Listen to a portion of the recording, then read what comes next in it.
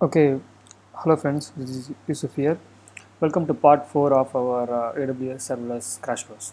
So in this video, we are going to kickstart our Lambda functions. And we will try to create our first Lambda function, and we will see how to test that and some features of Lambda function.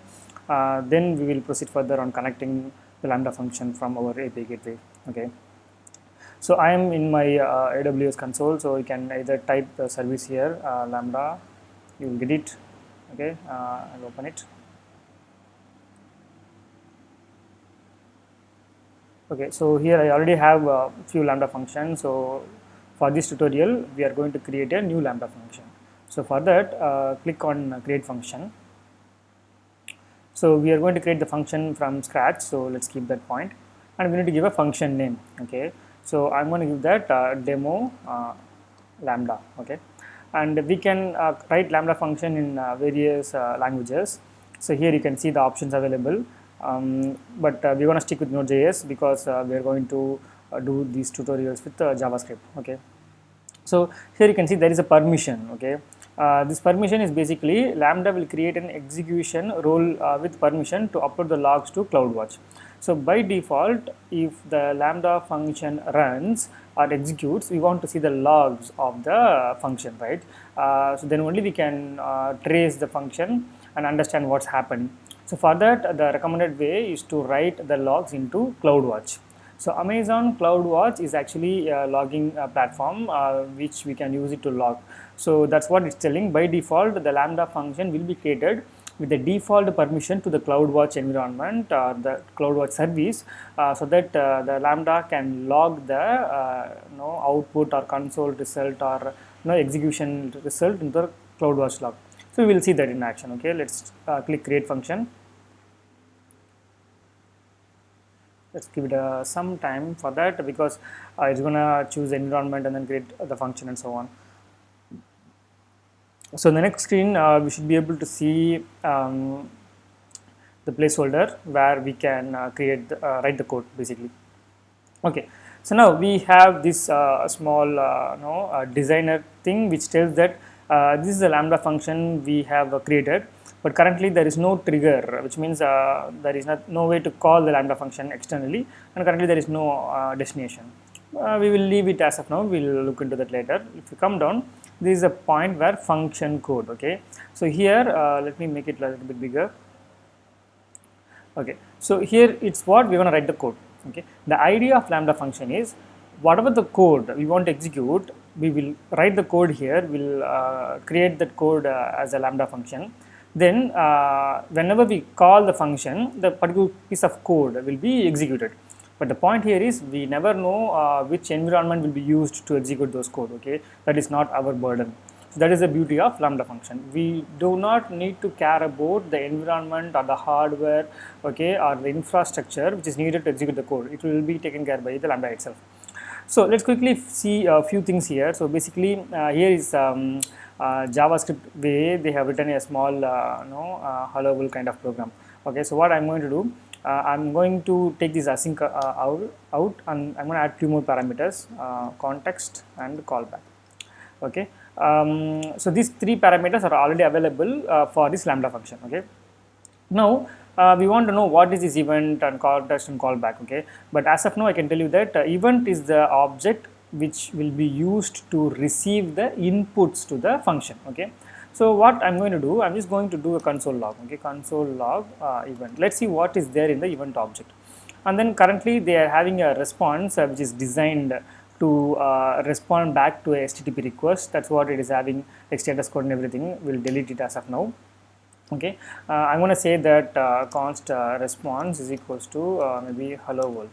Okay, cool. Then I'm saying that I'm returning that response basically. Okay, that is our pure code. We are just console log the event and then we are responding with hello world. Okay, we want to test this function, right? So first let's save it. So it is saved. So we want to test it. So here there is a button to test. Okay, if you click on it, it is opening a window saying that configure the test event. Now this event is nothing but the event object what we just discussed. Okay, to understand more, I'm just giving some name for this test data. I say that demo test data. Okay, the data is currently this key value pair, key 1 value 1, key 2 value 2, and so on. To come down, let's click create. So now we have created a test data called demo test data. Okay, with the test data, I'm going to test the function. Okay, click test and give it some time. If you come down, so we see a null response. That's okay, but we want to know what happened, right? So let's go up. Section. Okay, here you can see basically this is a log which was written, okay, while executing the program. We can see the key 1 value 1, key 2 value 3, which we have passed as part of the event variable. Okay, this is our test data basically, right? So the test data is directly available in the event object. That's what the first point which I want to highlight. Okay, now we want to get some response. So for that, what I'm going to do, I'm going to make it okay, it's wrong. So since we have introduced the callback, the response should be sent back using the callback function. Okay, so meaning that we should have a callback which is a function itself, which takes two arguments. One is first the error, second is actually the data or the response. In our case, we are not going to send any error, so let's put null.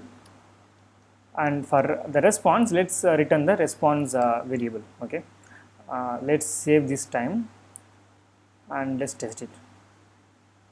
Okay, now we see we got the response hello world, and if you come down, we still see the same execution. Event object being listed. Okay, let's make it a little bit interesting. So what I'm going to do, I'm going to pass in a name value in the event object, and based on the name, I want to display welcome guest or welcome that particular name. Okay, so what I'm going to do here, let name is equals to event.name. Okay, so that event object expecting we are expecting a name attribute in the event object. Okay, if it is there, okay, so maybe I'll put like this. Okay, I will initialize the name with guest. Okay, and I say I'm checking if event is having a name available. Okay, then I'm replacing my local variable to that event.name. Then in the response, I'm saying that welcome. Okay, I can use a template string here, which is a easier way to manipulate string concatenation. So welcome, and dollar sign. Here you can put a variable name, which is my local variable, to lambda. Okay, and we are responding that response in the callback function. Okay, let's save this.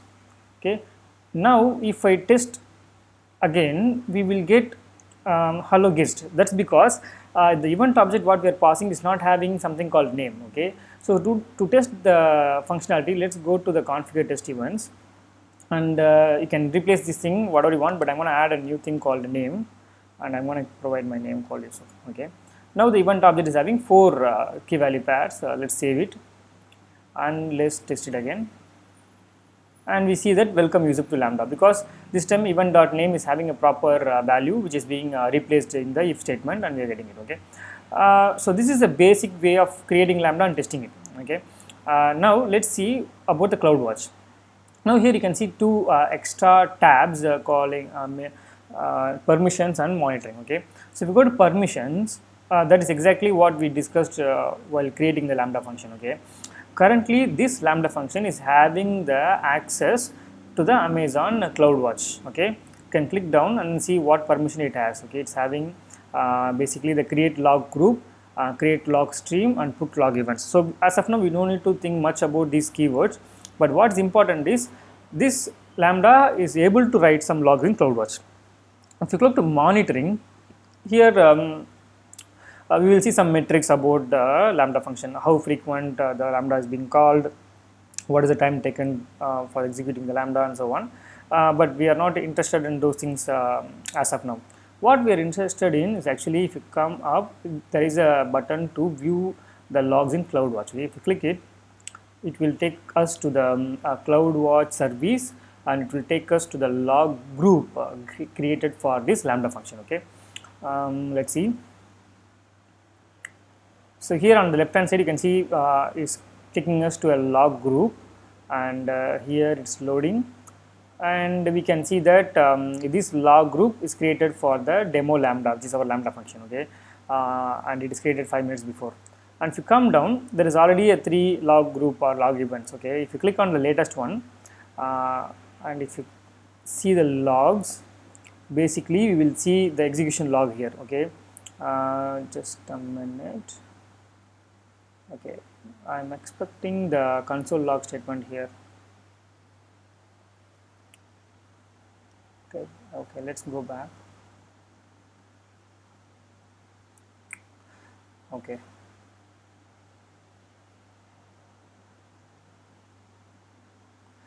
because we removed it, I think. Okay, let's go to Lambda, go to configuration.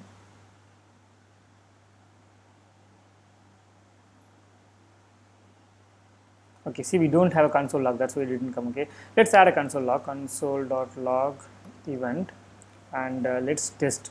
Okay, see, this time we only have go back 3 log groups. Okay, we have 3 log groups. Let's go to Lambda function, let's click test, and you can see the result. Sometimes, okay, we'll save it or not. Save test. Okay, now you can see the console log is there. If you go to CloudWatch and if you refresh, basically you can press this refresh also.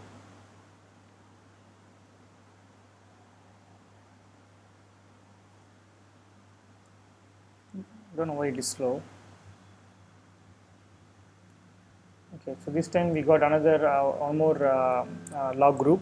Click on it, and here we should be able to see that the latest execution result, okay, which is available here. Okay, so that is a quick introduction about the Lambda functions. So if you are following along, you go and then try to create the Lambda function by yourself with this similar kind of logic.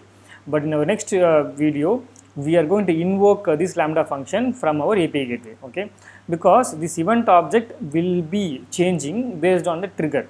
Okay, so this Lambda function can be invoked via API gateway or can be invoked via some other way of triggering it. Okay, so based on that trigger type, this event object will contain a different JSON object.